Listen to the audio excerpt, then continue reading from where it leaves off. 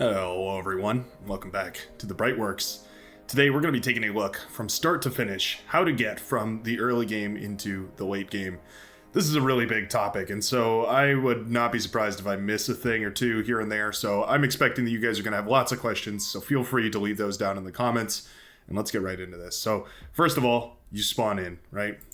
Your commander drops, and specifically on this guide, I wanted to focus on how to start on the front line, how to build from the front line. So I've chosen a map that's pretty popular, and it is all front lines. It's Bismuth Valley, of course. And on this map, everyone has their own lane to play, which means that you're basically going to be playing the front line no matter where you start. So it's a great map to showcase that. As far as the build goes here, you can see that I'm gonna try and focus a lot more on the numbers here rather than the just the general specifics. So you can see that the metal income right now is 6 from these metal extractors. So whether you're spawning on... Actually, I'm going to slow this down because already we're falling behind. So much to cover in so little time here, but I'll do my best. So 6 is generally good. Typically, you want to aim for 8. On most maps, that'll be possible because your commander gives you 2, and then there's usually about 6 metal extractors available. On this spawn, on Bismuth Valley, there's only 4 metal available. But on other spawns here, you're going to have more or less. Depending on where you spawn, but basically you're aiming for 6 to 8 with those first metal extractors, and then you're going to go into wind turbines. I like to queue up 6 wind turbines, and halfway through, or basically once I get to around 60 energy production, that's when I start building the lab. So it's metal extractors until I'm at about 6 to 8 metal. Then it's windmills until I'm at about 60 to 70 energy. Then it's the T1 lab. And then it's back to making windmills. After the lab is built, before the lab is even finished building, I queue 3 ticks right away. You should always, if you're playing Armada, you should always bring out 3 ticks first thing in every match. And so I queue these up, and the way this works is that the commander is going to continue to scale power until we're at about 100 power. And then he's going to switch over to building out of the bot lab, because some of the bots that we're going to build here take about 100 power per second to pump out. You can see that tick shot up to like 170. As we build this constructor, you're going to see it's going to start to drain here. We're going to take exactly 191 energy here in order to boost out this first constructor. This first constructor I'm going to be sending backwards. This is really common on front lane maps, is that you'll have some metal behind you, but also you may have a techer behind you. So this first bot might not go backwards, they might go forwards, and in that case you can usually skip this second, and you'll see a third one come out here too. Now, a note about the simulation here, I am just playing on a blank map, so it's just me with no other contestants. So the way that I'm simulating this is I'm just going to have all my units move across the map as if they were lost to combat, and we're going to treat that like a lump sum loss of metal here. We'll get into that further on into the T2 and T3 stages, how exactly that might come into play, because of course you would actually be realistically reclaiming and resurrecting those units, but in this we're just going to take it as a net loss, sort of to simulate the worst case scenario. Hopefully, right? Hopefully you're not going to be in the worst case scenario every time.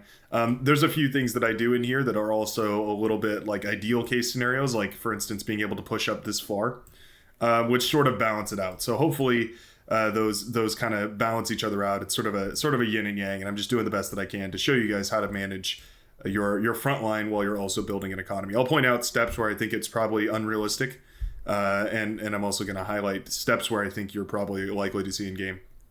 Anyway, we can speed this back up to 1. You can see the second constructor was not boosted by anything, so it was just raw dogged out by the lab here. And you can see that I used the second constructor to build a third constructor here. If you didn't have to send this one backwards, you could just use this first one to boost out the second one, and then use these as if they were these 2 constructors here. But anyway. Our first constructor is going to start up a construction turret right away. And usually the ratio I like to go to is about 2 advanced solar panels to 1 one construction turret. That tends to work out pretty good here and there. But definitely one of the problems you run into here is energy. So this is my first note of things that I would probably recommend differently on this map specifically, but also just being aware of. It does take a lot of energy to build these T1 advanced solar panels here. So what you might consider doing is using this after you build a construction turret. Use it to build maybe 6, maybe 12 more wind turbines before you go into the advanced solar. We really want to get to that advanced solar as quickly as possible. It's the most efficient energy production that we have, at least for this stage. So it's really important that we do end up eventually getting there. But yeah, we're gonna have a little ways to go before we do. Anyway, this first bot is going to be sent forward, and its purpose is to move forward and claim these metal extractors behind our commander. So I'd recommend this if you're for the frontline player. If you're going to be playing the frontline, get your commander out and start harassing down the enemy's metal extractors as soon as you can, especially on maps like this where you can see the metal spots are worth different amounts. These ones are worth 2.8, whereas these ones are only worth 1.8. Really, really important to deny your enemy any of these high value metal points here, even at the cost of not claiming them yourself.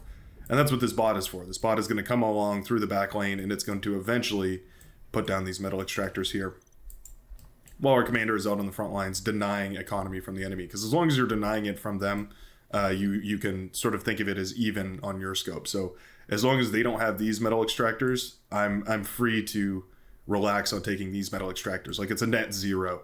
Once I have these, it's to my benefit. So of course you want to get these as quick as possible. But you can think about it in that way if it helps ease your mind. So now you can see that I'm bringing out pawns. Now normally, of course, these would just be on your front line. You wouldn't just be running them into the back line like this. But I'm just sending them across just to simulate that these are lost. This is quote unquote lost metal that's not being used at the moment. That becomes more important as we step into the T2 stage. But for now, things are just moving at a normal pace here. Yeah, we're moving at 1. It's a little bit slow. And you can see we've claimed these metal extractors back here. We're starting up a laser defense. Just that's kind of a common thing. I tried to play through this as if I were actually playing it for a multiplayer game. And so that's why I'm building these defenses. Whereas, if it was a bot game, I wouldn't have to worry about this. But I want to show you guys some measure of reality here. So this is a really bad thing. I've stalled completely on energy. And I think this would have been prevented, on one hand, if I had gone for a little bit more wind production earlier on. It would have let me build these wind turbines a lot faster before the wind power shrunk down. And that might have been a tremendous benefit. Either way, we have the first advanced solar panel up, and that's going to help us scale really tremendously. So getting these advanced solar panels helps pull us away from the windmills and get us into a nice economic lead here. There's also another thing, which is this geothermal plant, which I actually didn't realize until earlier on here, but that's another helpful tip for you guys. If you're looking to push into the front lanes here, and there's an accessible geothermal plant like this just sitting in the middle of the open, definitely claim it. It's a huge energy boost here. It's even more efficient than these advanced solar panels. I guess it is to the benefit of this being a more general guide, the fact that I didn't go for that geothermal, because that's obviously not something you're always going to have the benefit of having. But it is something to keep in mind if you're looking for an advantage here. Remember that you always want to take advantage of whatever natural resources are out and about on the map. Now I'm just using the commander here, patrolling it back and forth. Ideally you would actually have bots here. You'd be contesting. This would all be micro dependent. But that's a subject for a different video, how you actually control your units, how you're going to do that. There's guides out there. Check the tutorials channel or the tutorials playlist, because there's info about that. But anyway, this bot has finally made it to the front lines, and we're going to finally get these metal extractors. We're simulating this as if we were able to stall out this front line and keep them from building these metal extractors. And once we get ours up and running, things are going to look really nice here. Now this is pretty common on this map, that one player ends up in the middle here, and then the other player, the player that would be right on this lane, sort of ends up leaking into this lane. But it's also pretty common that that doesn't happen, and we have two players down here in the middle and one player here. That's where it becomes really important to dynamically adjust your situation to whatever your enemy is doing, right? So if they have two players here, you need to maneuver one of your teammates into helping you here, or at the very least make sure that everyone's aware that your line is probably going to break at some point. That's just the reality of it, and there's no shame in approaching that realistically, just as long as you let everyone know, so it's not surprising everybody. The whole team doesn't have to make a snap decision when they need to react to this. I've shifted the unit queue to a more realistic one. This is one that I like to use a whole lot, and it is 5 pawns with 2 Rocketeers and a Lazarus. And you just set that on repeat. When you do that, that's going to be really, really helpful to get you those siege units out, the Rocketeers here, to start melting down light laser defenses. And then the pawns are great because they give you a ton of vision. They help these Rocketeers shoot out at range, but they're also quick enough to jump on top of any siege units that the enemy might be bringing out. At this point, energy converters are really important. I've sort of changed my mind on these. I used to think that these were sort of devils in disguise, just similar to the T1 solar panels. I'm changing my mind about them. I think especially on maps with really cheap wind energy, and by cheap I guess I just mean abundant, they actually can be really, really useful, and they can give you a nice little economic edge when you're looking to step up into that T2 game. I conveniently in this replay I've marked out the T2 transitions for myself, so we'll know when I was thinking about doing those here, very, very obviously.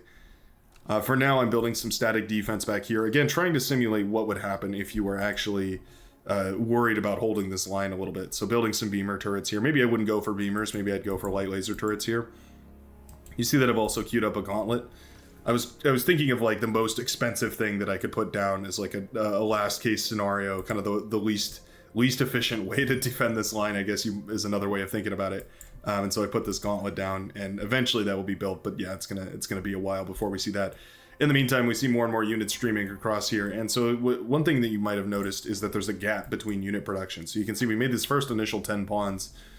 And then after that, there's this gap where we have these rocket bots coming out. We have the Lazarus coming out, more pawns coming up. So there's like this period of time where there was no units out. It's those lulls in activity. Let me like illustrate this actually. So you imagine your army value is like this, and it kind of gets up to this high. And then over time, you stop producing in order to eco. And so your unit value is going to dwindle. And then once you get to here, you're at like a critical state, and there's some value, right? There's some value where once you cross it, the enemy is going to be able to completely storm your side of the map.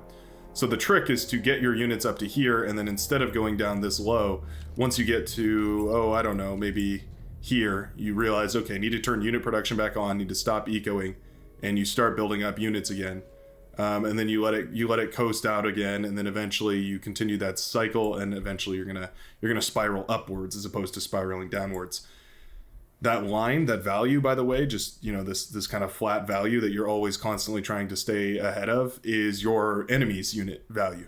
So this line actually will change, and this line is your enemy's unit production. So it's important that you keep an eye on that and make sure that they're, well, for one, they're not teching upwards, because that's an easy way for them to increase that bar really, really highly.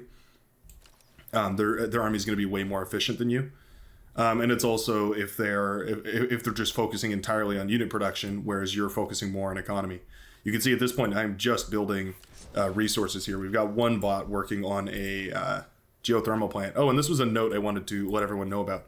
If you hold left alt and then you left click on a unit, or well, you do anything, you click on a unit, it'll put it next in line for the build queue. So what that means is, say you have, the 2 Rocketeers, 5 Pawns, and a Lazarus on repeat here. If you hold left alt and you left click the construction bot, it'll finish up whatever bot it's constructing, and then it'll just build one construction bot, or one of whatever bot that you queue. That can be really, really handy in case you want to pump out 1 or 2 extra bots, but you don't want to disrupt your entire unit queue. So keep that in mind for future reference. Now at this point, the gauntlet has started up, and you'll notice that I'm paying attention to my energy infrastructure. Here we go. Time for T2 is what this is going to say here. Yep. So now at this point, the player is thinking about the player. It's me.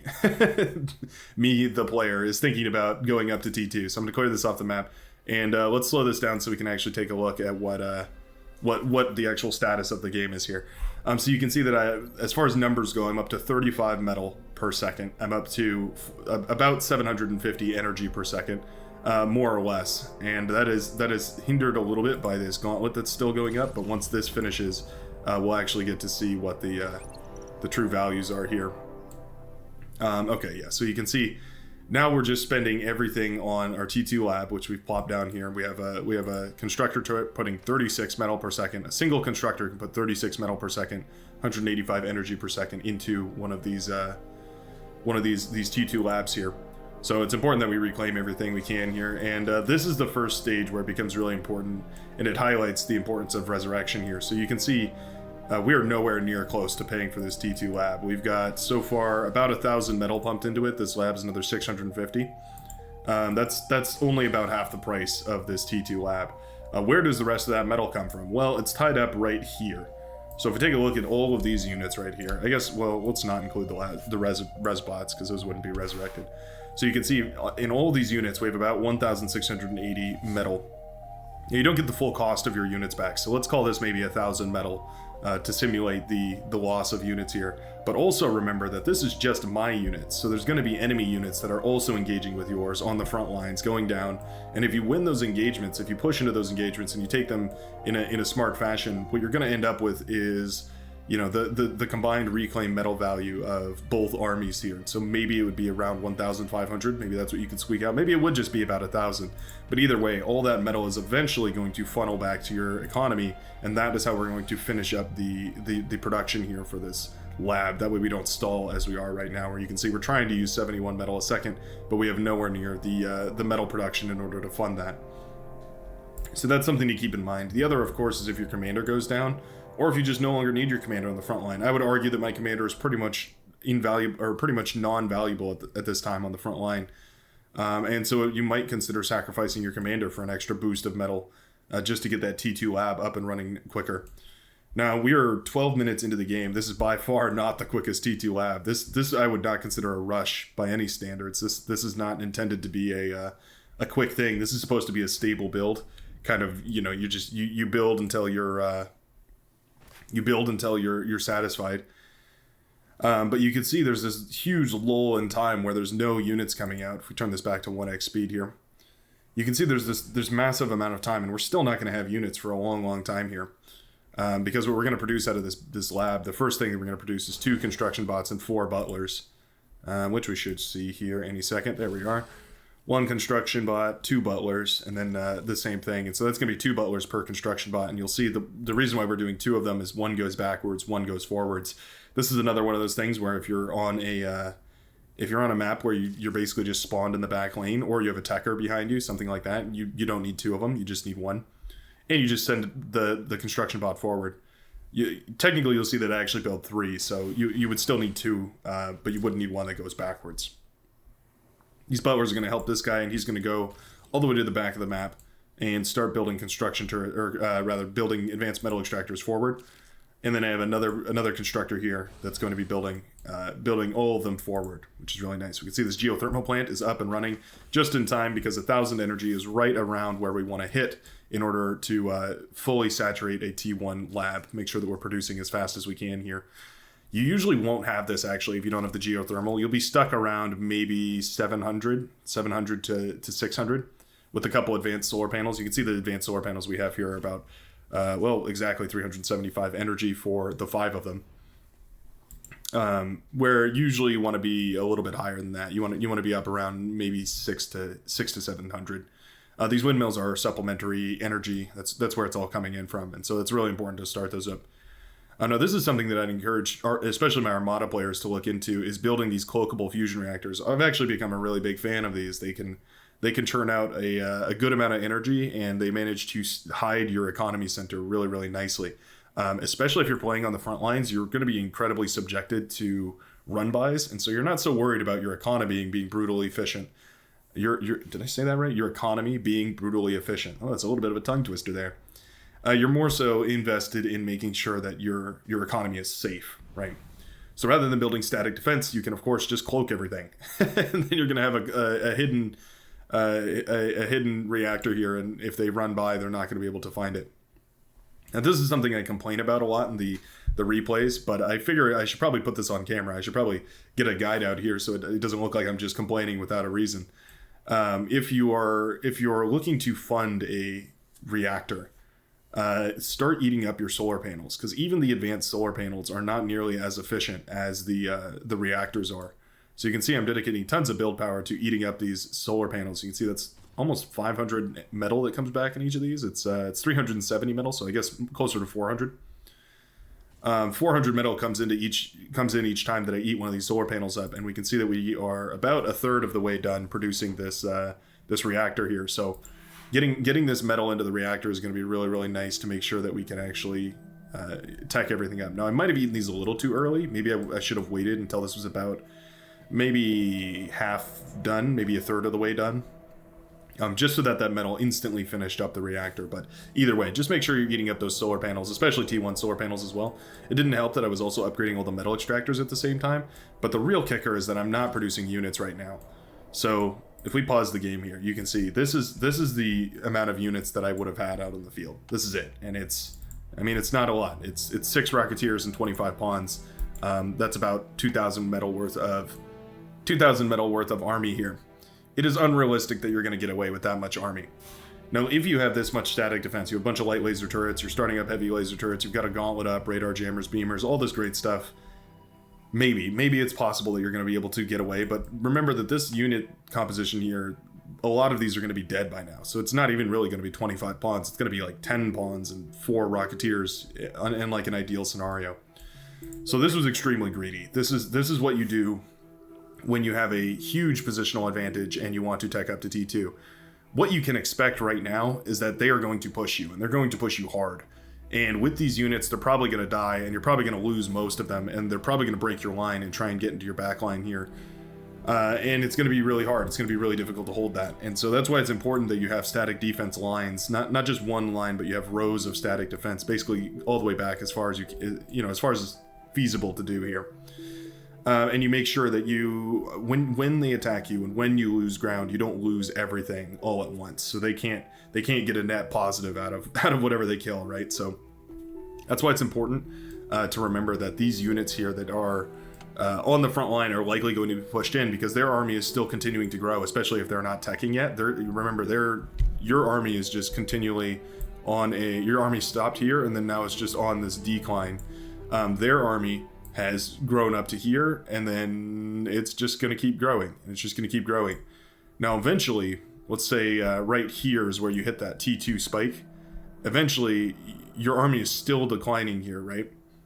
But once you hit that T2 spike, or rather, once you start producing T2 units, your army value doesn't grow. It doesn't grow like this. It doesn't grow in like an exponential pattern. Like the T1, it grows like this. Like it goes like straight up relative to T1 anyway. It's super efficient, way more efficient than the T1 stuff. So that's what you're really banking on. Is once you get those T2 units out, they're going to absolutely demolish any T1 units that are out on the field. That is a long way to say that if you find yourself in this position and you find that you have managed to get up to a T2 lab and you manage to eke out a reactor here. You are probably going to get pushed in really hard, and it's going to be really difficult to hold that. How would I recommend you hold that? That's a great question, I'll tell you. Sprinters are a great option against T1 tanks because they can get this around, and the tanks can only fire at one of them. They have to be microed really well, though, so that's important. Hounds are just as well. They're more expensive, and they're slower, but when you put on their Gauss mode for the Hound, they can definitely do a really nice job of cleaning up those T1 units, making sure that they can't really get very much value out, and that's really important. The other option is probably the welder, but this is sort of the greediest of the three. This is like least to most greedy, I guess I would say. The welder is slow and tanky, and it does a lot of damage, but you have to have a lot of them out, and you have to have them in position already, and so what that means is you're going to have a really hard time getting those into the proper positions here when you're looking to when you're looking to defend your front line. It's going to be really difficult to do. You can see I was taking this very seriously. I started up an anti-nuke here.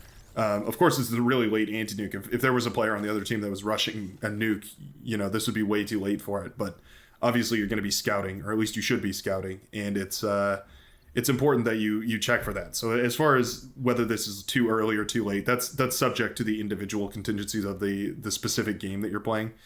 But certainly this is by no means the fastest anti-nuke, and you would probably prioritize this a little bit higher if you were worried about them rushing a nuke because you didn't see a player on the front lines and there were no air out or something.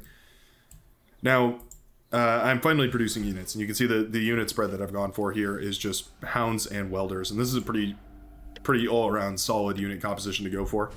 You can just queue this in the back line, in the back of your mind and leave it running, and eventually this is going to do really good work for you.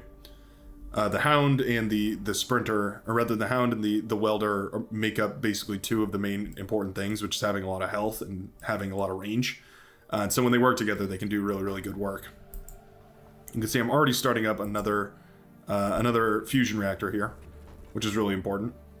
The eco scaling that I usually tell people to go for is one reactor, one reactor, 2 energy converters, another reactor, another 2 energy converters, another 2 energy converters after that. So 4, I guess, after the second fusion reactor, and then go into your advanced fusion reactor. Now, it's important this first advanced fusion reactor you don't put a lot of build power behind, so maybe 2 or 3 construction turrets, and it's going to come up really, really slowly, but it is going to passively build you a little bit of economy in the back line. And once that is finished, in a couple minutes, you're going to have this huge power spike, literally a power spike, that is going to power all of your energy converters here. Now you can see I send this guy forward, and again, this is unrealistic in a lot of maps. You're not going to have the option to go for an advanced geothermal plant, but if you can, that's an extra 1,250 energy you can just toss on top of your economy, and it's going to be really, really nice for you. So you can see finally more units are coming out, but really not a lot. We've got 2 hounds and a welder on the front lines, and if I had been pushed in here, things would have been really bad. Commander could have gone down. That would be a huge metal sink. All this static defense could have gone down, and so it's really important that we're using the res bots here in order to eat up anything that we can on the front lines here. Any metal that we can send back is going to expedite this whole process. So minutes could be shaved off here by reducing the amount of metal that we have to generate and replacing it with metal that's actually salvaged off the front lines. It's not unlikely that you'll see thousands of metal left on the front lines here. I mean, you can see just in the bots we have up here, there's 1,920 metal, and it certainly could be much higher than that left on the battlefield. I built a pulsar up here. This is usually a good idea if you're gonna be setting up a static defense line. Just build a single pulsar because it can snipe things really easily, super long range, and so it can reach out into the enemy's back line and just poke things down really nicely. This is also my favorite static defensive line that you can build. The sort of combo is heavy laser turrets, the Wardens or the Overwatch, depending on which Armada or Cortex faction you are. And then going for some of these lightning turrets or the flame turrets for Cortex, and you just mix these together. And what this gives you is AOE damage as well as high spikes of damage. The Overwatches, the Wardens. And what that means is that you're basically going to have all of your bases covered, more or less here. These will melt down pawns really quickly, the lightning turrets and the pawns and ticks and that sort of thing, grunts. And then the Overwatches will melt down any sort of medium tanks or Centurions, heavy bots, that sort of thing. And they'll do really well against that. So now you can see unit production well and proper is actually underway. We've stopped most of the economy here. We've dedicated half of our build power back here to just producing units, and you can see that we're actually overproducing a lot of energy here. A lot of that is due in part to this advanced geothermal plant coming up and online, which gives us a tremendous amount of energy to work with. All of our energy converters come online, giving us an extra 18 metal per second. As well that our advanced metal extractors are also up and running. So by this point, things are looking really good. Unit production is up online, and now that we're swelling in metal, you can see that I write out time for T3. Now we're not jumping straight to a T3 lab. It's just time to get ready for T3.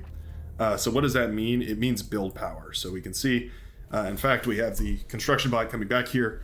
Construction bot is going to be building up a nice array of construction turrets. This is usually how I like to build them, is in 2 rows, but you can also do 3. In fact, I think I upgrade this to 3 later. 2 or 3 gives you enough surface area for these construction turrets in order to build enough stuff really quickly. It's going to be enough build power to throw up advanced fusion reactors, energy converters, all that good stuff. And you'll see I'm basically just going to set this up to start happening in the background. Really, I'm thinking about this because I noticed that my metal is starting to swell and I can't really spend it on these units. Now it's time to switch into a different army here because we're getting ready for that late game, the T3 late game. We're no longer thinking about T2 units, we're thinking about T3 units.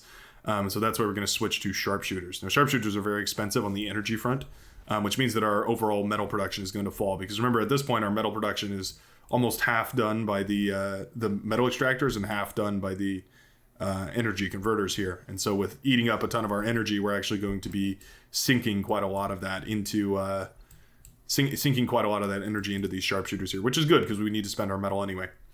But the sharpshooters are coming up. These are absolutely critical if you're going to be going for any sort of late T2 stage unit and heading into T3. We're right on the border here of transitioning from T2 to T3. And so these sharpshooters are going to be super important to burst down Shiva, Razorbacks, even Titans and Juggernauts if you have them in enough number here. Remember that surround bonus also applies to these, so if you set them up in a really big concave, they can actually get some really high damage out. They're already ridiculously high damage, but if you just put some more in there, it's going to be even better. Radar and radar jammer should go without saying. Those are absolutely critical to any sort of long range unit here. If we were going for fat boys or hounds or anything else, really long range unit, we're going to want to see some of those radar and radar jammers. But what you might not expect are these sprinters. These are also really important because what they allow you to do is to open up points of defense with your sharpshooters, whether it's static defense or units that are positioned in a certain way, and it allows your sprinters to run through. So what you should always be thinking about is how can I harass my enemy and slow down their economy. And of course that means destroying their economy buildings, right? And so the sprinters are a really good option for that. They're almost as fast as a tick. I think they're actually a little bit slower. 111 versus, we can check here probably. Yeah, there we are. 111 versus 132. So a little bit slower than the tick, but not by much. But they do way more damage, obviously. And they're definitely the best option that I've found to complement this army, kind of cover all the bases. They allow you to swarm the enemy with a sort of high tier unit, but also maintain a level of adaptability.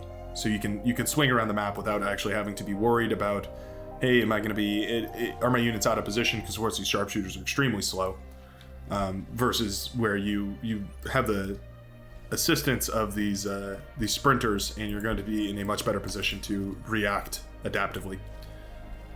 Continuing to build static defense, this is something I also encourage all my Armada players to invest in, is a Paralyzer, EMP missile launcher. If you look at the range on this thing, it is tremendous. I mean, I can hit half the map with this single EMP launcher, and this will benefit not only you, but literally every one of your teammates. I mean, look, there's maybe one or two people that this can't help out up in the northern section here. If somebody's dealing with a huge push of units, like, you know, a big contingent of tanks or something, or maybe there's a massive static line that's really difficult to break through, 2 EMP missiles can shut down a static line really, really nicely and change the entire tide of a battle and just completely wipe it away here. Now also remember, see, we're stalling on energy, or stalling on metal rather, as we're trying to upgrade here. Again, we have to take into account the amount of reclaim that's going to be out on the field. So if we select this now and we actually disinclude the T1 units, let's just assume that those have all been destroyed by now. You can see we have about 12,000 metal and T2 units just left over here. Yeah, ideally these would be, they wouldn't actually be running across, right? They would be on the front line, they'd be skirmishing, you'd be posturing them around to try and keep your enemy pushed back here. You'll notice I didn't upgrade these as well. I feel like it would be unrealistic to upgrade these. If you have the advantage where you can upgrade these to T2 metal extractors, you're definitely already in a good enough position here, and you probably could just win the game with T2. So I'm leaving these unupgraded as if to simulate that maybe they're just barely holding on, and I have to replace them with the commander every so often, which is why they're not being built into T2 units. At this point, by the way, the commander is at a huge risk if you keep it on the front line. T2 units can tear down commanders extremely quickly, so it's pretty likely that this commander would go down. So I'm not really going to do much with it at this point. Anyway, we were talking about the amount of units here. There we go, disinclude all of this. So 12,350 metal, and you can imagine that if even half of that was reclaimed and sent back, we would have a huge economic boost, and this massive economy back here would be would grow a whole lot quicker. Now I've left a little note for myself indicating that one of the things that I'm thinking about here is reclaiming these fusion reactors, because while these cloaked fusion reactors are nice, they are pretty inefficient as far as, you know, energy per metal goes. So it's much better to reclaim these and put that metal into expanding the economy using these advanced fusion reactors. So here's a little ratio that's important for you to remember. One of these advanced fusion reactors is going to produce enough energy for 4 of these energy converters, and then a little bit extra on the side. And you can put that towards building units or building structures, you know, whatever it might be.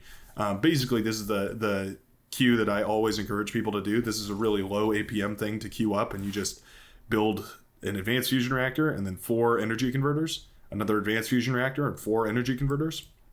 And if you keep doing that, you're going to be in a really nice spot in the late game You're going to have plenty of power, you're going to have plenty of metal coming in, and your economy is going to be well balanced. You're not going to be draining all of your energy, and then suddenly you're not producing any metal, and then the whole economy collapses, right? You're going to actually have this really nice balance between these two. So take note of this. This is important to do. There's also tons of energy converters that I have out and about on the map. You can see there's 4 up here, and there was 3 in this back line here, so that's why you don't see a lot of these opening up. But eventually, you have to kind of imagine that these might get harassed down by sprinting units, these ones that were exposed over here. So I wanted to show what I would probably do if I wanted to actually expand the infrastructure back here. Again, I'm thinking, okay, I don't actually have the metal for this.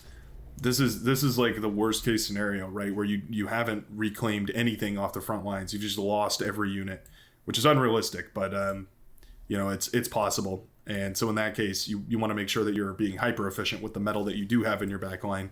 And that's why we're going to reclaim this and feed it into producing another advanced fusion reactor here. You can see once this is about halfway done, you can see the metal production there right above the energy cost, right below the progress. You can see that it's really more or less about halfway done is when we can reclaim these labs and feed them in there. Although we probably should have reclaimed these labs a little bit sooner. But anyways, now we're thinking about a T3 gantry. Now that we're up to 2 advanced fusion reactors, that's usually right around the amount of energy production that I like to think is sufficient for going up to a gantry. So what I'm going to do is I'm going to send this T2 constructor I had over here. I'm just going to start up a T2 gantry. I'm going to use the build power that I had for the T2 lab to build the gantry. It'll be sort of slow, but that's fine because we're not really worried about it. I've also adjusted the unit queue here. I've added on archangels. I've added on ghosts.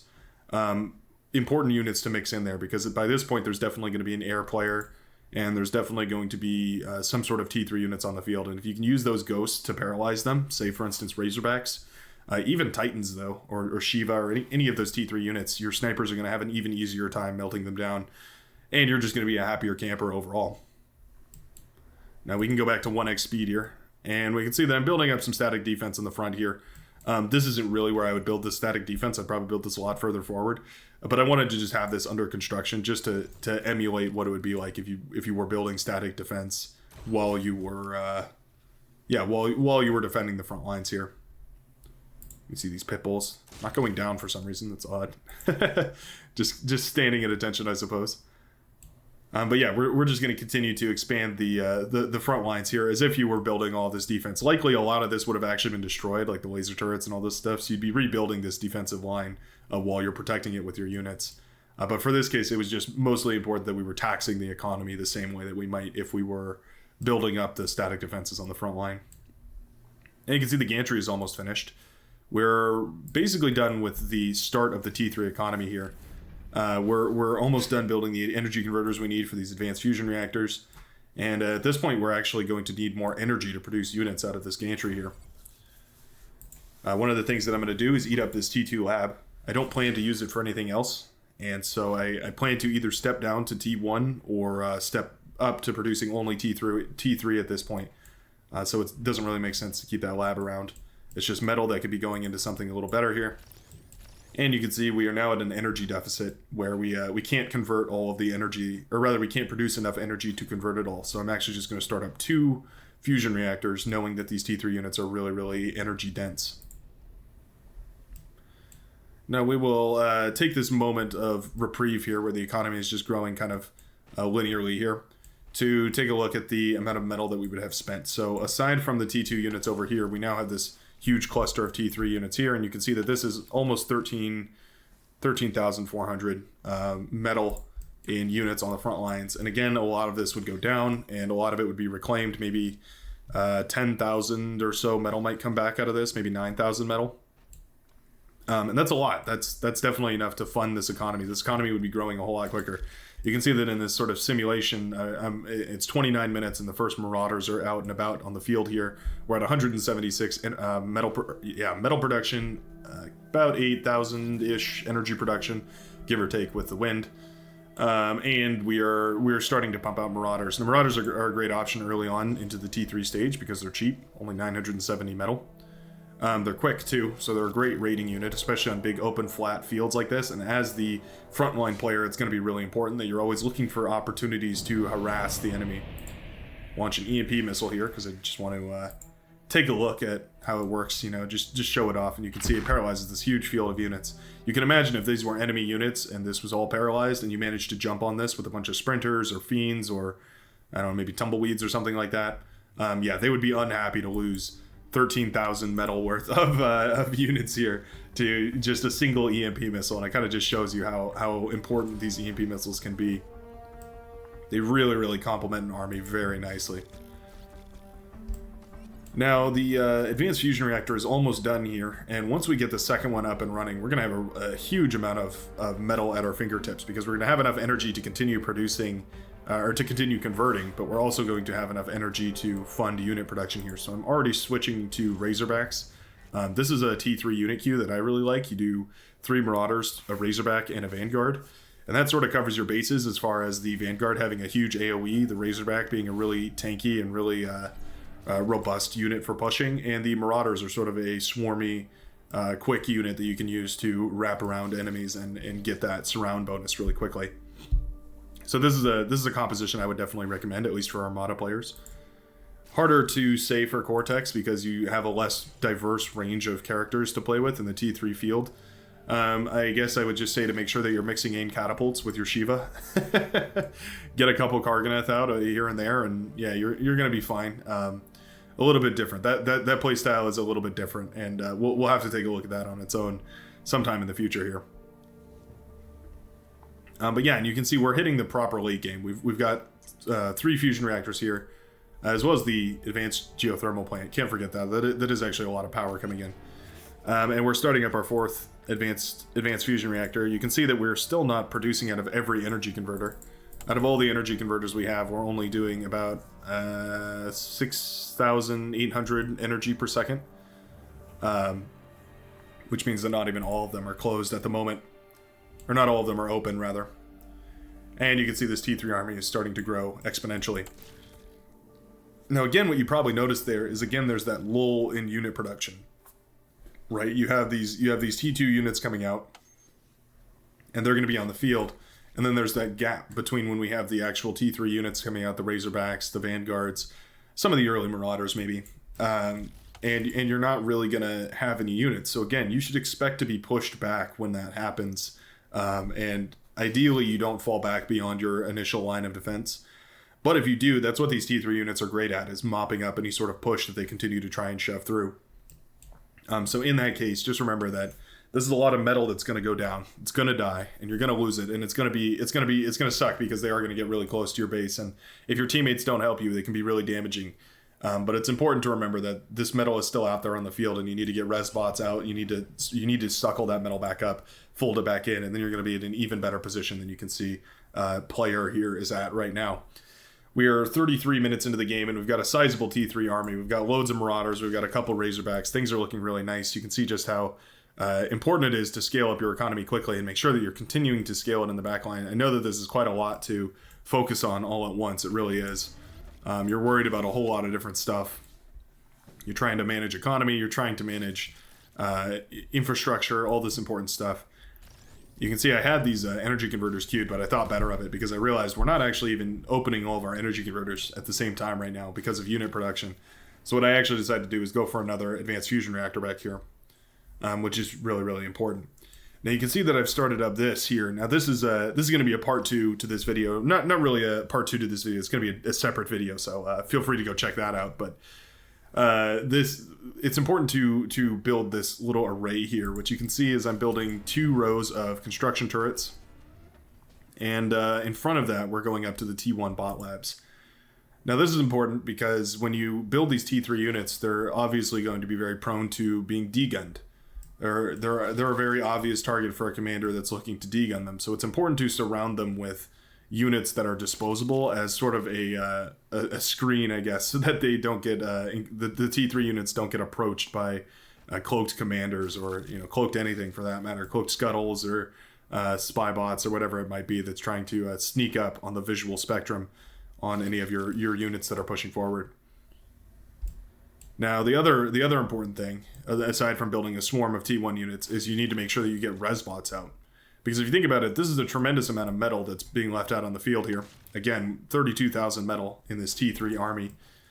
And aside from being able to resurrect that army and continue to push forward with it, you also want to be able to fold that army back in. If you leave that metal on the floor, you're just giving the enemy an opportunity to pull that metal back into their economy and build up to the same strength as you.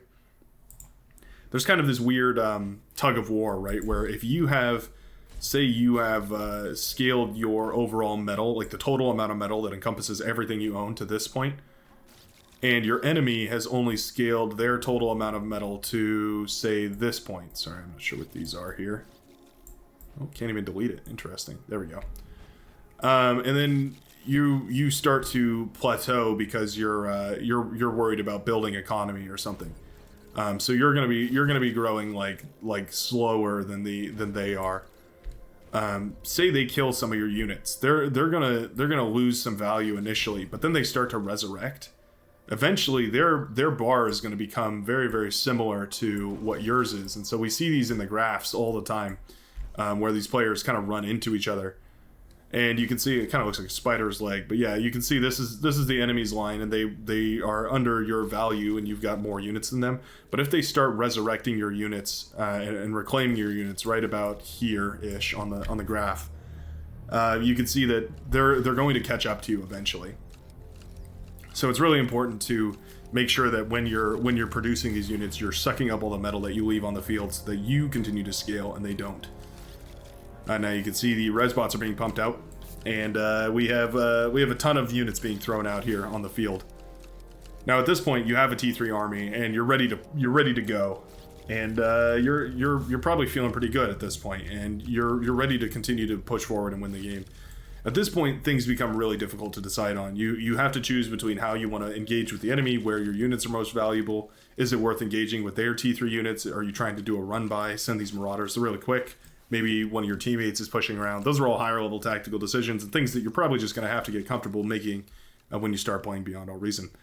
So I think that's a good place to leave it here. This kind of shows you how to get all the way up into the late T3 stage. As far as notes on economy, you're just going to want to continue to scale with this pattern. Just set up couple advanced fusion reactors and then 4 energy converters per fusion reactor. You're going to be in a really nice spot in the backline here. And you can do that kind of passively while you micro your units. Remember to continue controlling the types of units that you're pumping out, whether you want to tech up and go for Titans or Thors or any of those really expensive ones, or you want to continue to spam out cheaper units. Remember to manage these units. If you see Junos out on the field, switch away from ticks, switch into pawns. And make sure at least one of these is producing res bots every once in a while so that you have enough res bots on the field to pick up your T3 units or slurp up the juicy wreck piles of everything that they stomp across in your push. Thanks a ton for watching. If you enjoyed this video and you found it helpful, feel free to leave a like down below. I'd really appreciate it. Helps with that video engagement number that drives all of YouTube analytics. And it always just makes me bring a smile to my face. I hope to see you in the next video. This has been The Brightworks. Peace out.